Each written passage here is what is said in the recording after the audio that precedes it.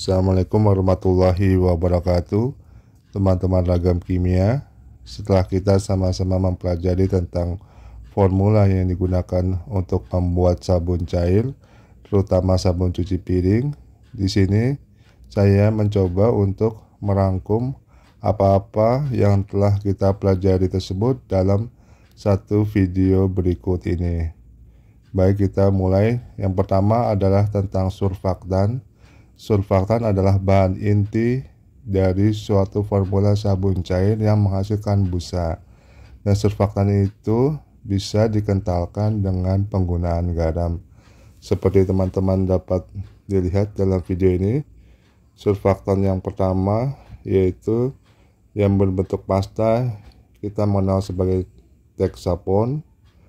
Kemudian yang berbentuk serpihan kita mengenalnya dengan nama needle, seperti teman-teman bisa melihat. Kemudian yang ketiga adalah yang berbentuk serpihan juga, kita menyebutnya adalah mesh. Semua bahan-bahan ini telah saya terangkan dalam video-video yang berbeda. Teman-teman bisa menyimaknya kembali.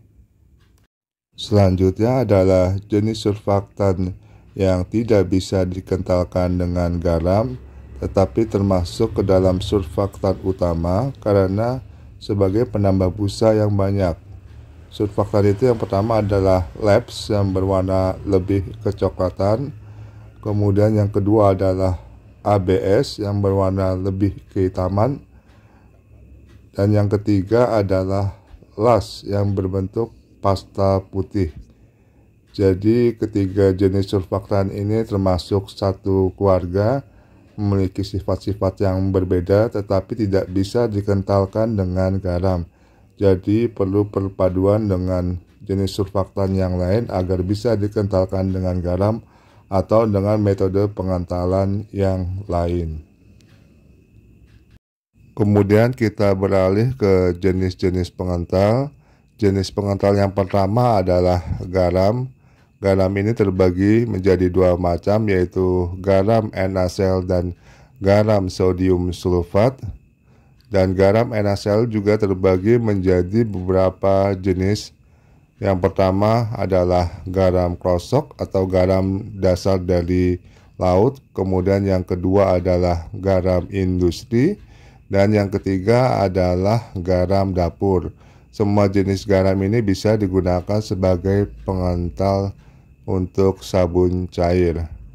Sedangkan yang selanjutnya adalah garam sodium sulfat atau natrium sulfat. Jenis garam ini hanya terdiri dari satu macam dan hanya dijual di toko kimia atau di marketplace dalam jenis yang sama. Ini adalah contoh garam sodium sulfat yang lebih halus dibandingkan garam NaCl.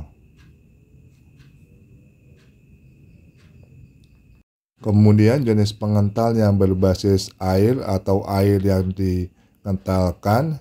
Di sini saya mempunyai CMC. Kemudian ada Rispak. Selanjutnya ada HEC,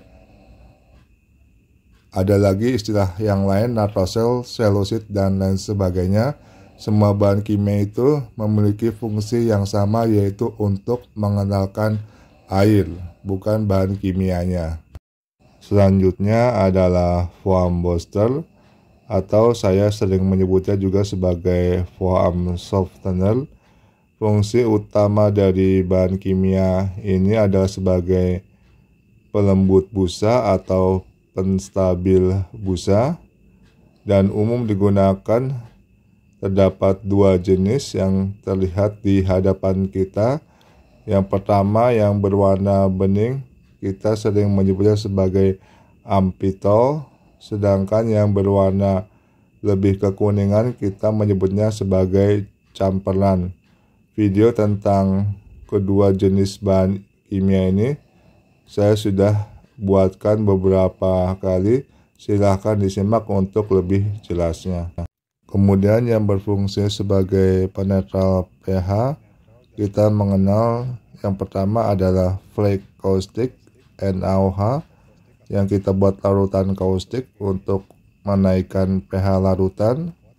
Kemudian yang kedua adalah citrun atau asam sitrit yang berfungsi untuk menurunkan pH larutan. Kedua jenis bahan kimia ini juga sangat membantu proses pencucian atau meningkatkan daya bersih. Kaustik itu termasuk basa kuat sehingga dia menaikkan pH, sedangkan asam sitrit atau citrun kita sudah sama-sama mengetahui dia termasuk senyawa asam sehingga dapat menurunkan pH larutan. Selanjutnya adalah tentang beberapa aditif yang biasa dipergunakan untuk sabun cair. Yang pertama adalah EDTA sebagai pengawet atau pengikat logam. Kemudian STPP fungsinya juga sama sebagai pengikat logam. Untuk lebih jelasnya teman-teman bisa melihat video saya tentang STPP dan EDTA. Kemudian bisa ditambahkan juga sebagai penambah kinerja sabun yaitu soda as, soda abu, natrium karbonat, Na2CO3. Ini juga biasa ditambahkan sebagai aditif walaupun tidak bisa terlalu banyak karena kalau terlalu banyak bisa mengakibatkan tangan menjadi panas. Aditif yang lain adalah parfum sesuai aroma yang kita inginkan. Kemudian ada pewarna. Pewarna ini ada pewarna makanan, pewarna kosmetik, pewarna bubuk, dan lain sebagainya.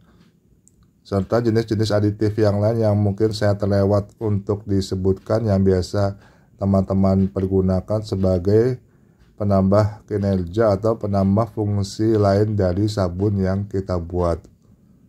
Mungkin demikian video kali ini. Mudah-mudahan bisa menambah wawasan teman-teman sekalian sehingga membuat sabun cair yang lebih baik lagi. Terima kasih. Mudah-mudahan bermanfaat. Assalamualaikum warahmatullahi wabarakatuh.